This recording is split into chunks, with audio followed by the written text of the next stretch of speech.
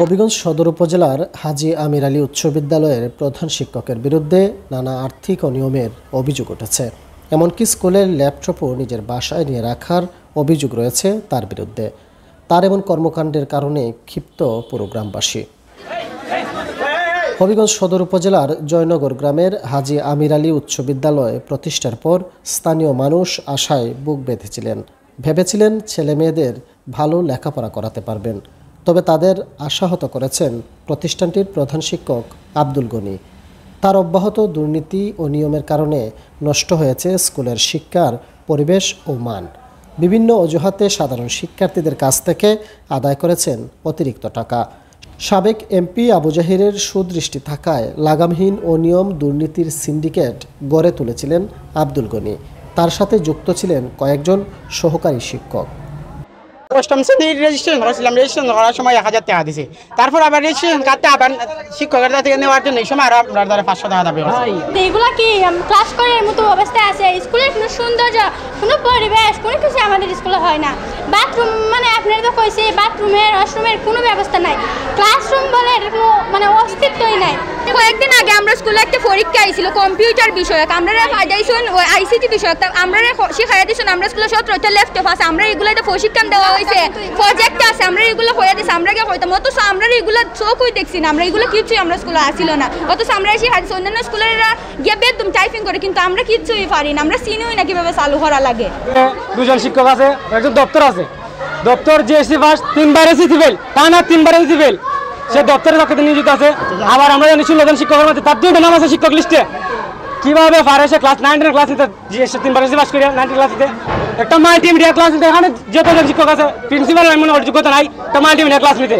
আবার সে এবং সে দপ্তরে রাখে হবে আমাদের 9 ক্লাস নেই। আমাদের গ্রামের সম্পদকে নিজের সম্পত্তি বলে লুটে পুটে 17 বছর যাবত এই ফিশারিটাকে লিজ দিয়ে খাইছে। আমরা তার সুষ্ঠু তদন্ত চাই, সুষ্ঠু বিচার চাই এবং আমাদের এই প্রতিষ্ঠানে সুন্দর ব্যবস্থাপনা চাই, ভালো শিক্ষার মান চাই। এখানে যেসব শিক্ষক আছে নিয়োজিত আছে তারা হচ্ছে সহকারী এবং প্রিন্সিপাল। একজন সহকারী এবং প্রিন্সিপাল দ্বারা কীভাবে একটা প্রতিষ্ঠান চালানো যায়। অভিযোগ রয়েছে মাল্টিমিডিয়া ক্লাসের জন্য সরকার থেকে পাওয়া 17টি ল্যাপটপ শিক্ষকরা ভাগ বাটোয়ারা করে নিজের বাসায় নিয়ে রাখতেন। তবে দিনরাত নিউজ স্কুলে অনুসন্ধানে গেলে তাড়াহুড়ো করে ল্যাপটপগুলো বাসা থেকে স্কুলে নিয়ে আসলেও কেবল আনতে ভুলে যান শিক্ষকরা। শুধুমাত্র আমরা দেখতে পাচ্ছি যে আসলে ল্যাপটপ শুধু এখানে আছে, কিন্তু তাদের যে কেবল বা সহ আমার এটার মধ্যে আছে, এই যে আমার লকারে সবই আছে। আমি তো সবসময় যেটা যে সবসময় আমার নৈশপরি গান আমার নিয়োগপ্রাপ্ত নাই, যখন আমার তো এটার ভয় পায় যে এটা যদি কেউ নিয়ে যায় এলাকা। কিন্তু আমার বাথরুমে টয়লেটের মধ্যে যে আমি বদ্ধ রাখবো ওই রকমের কোনো কিছু রাখতে পারে না, বাথরুমে সাবান রাখতে না, এলাকাবাসী নিয়ে যায়, তখন আমি কি করবো? এটা তো আমি সহ্য রাখতেইব। তালার মধ্যে এই যে কিছুক্ষণ আগে আমি যখন আমার দপ্তরে এসে খুলে তখন কিন্তু তালার মধ্যে গোবর দিয়ে রেখে দিয়েছে। সারাটা রুম আমার কিন্তু গোবর দিয়ে অপরিষ্কার পাবে। তাহলে আমি কীভাবে এটা আমি সবগুলো কী রাখবো? আমি প্রয়োজনে ক্লাস শেষে আমি সপ্তাহে 1 দিন করি ক্লাস। আমি ক্লাস শেষে আমি একটু ল্যাপটপগুলো এইগুলো যে আমার কেবলগুলো এগুলো আমি লকারে রেখে দিয়েছি। স্কুলের বর্তমান ও সাবেক শিক্ষার্থীদের অভিযোগ, ভর্তি, রেজিস্ট্রেশন, ফরম পূরণ সহ বিভিন্ন সময় শিক্ষার্থীদের কাছ থেকে অতিরিক্ত টাকা আদায় করা হতো।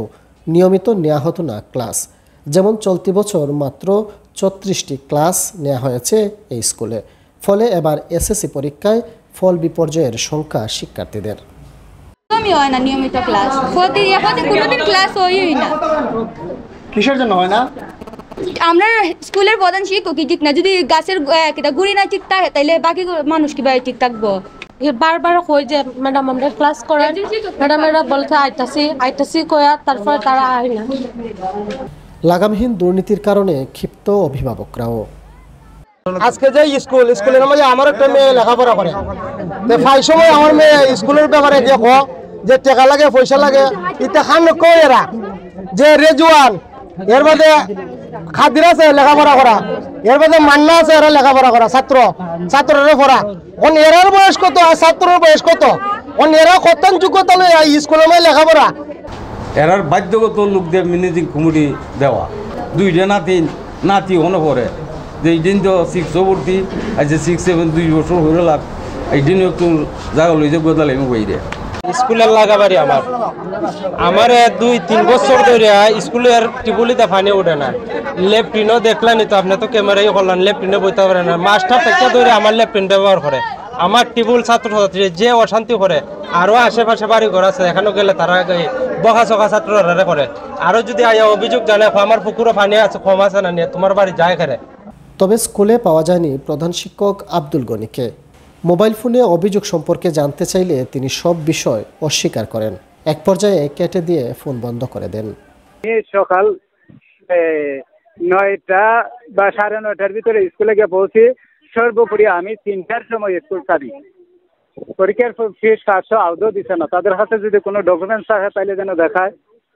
চুরি হওয়ার শঙ্কায় সোমবার বিকেলে স্কুলের 13টি ল্যাপটপ স্কুলের শিক্ষার্থী ও স্থানীয় যুবকরা গ্রামের মুরব্বীদের জিম্মায় রেখেছেন। এ সময় তারা গ্রামের মুরব্বীদের একটি লিখিতও দেন।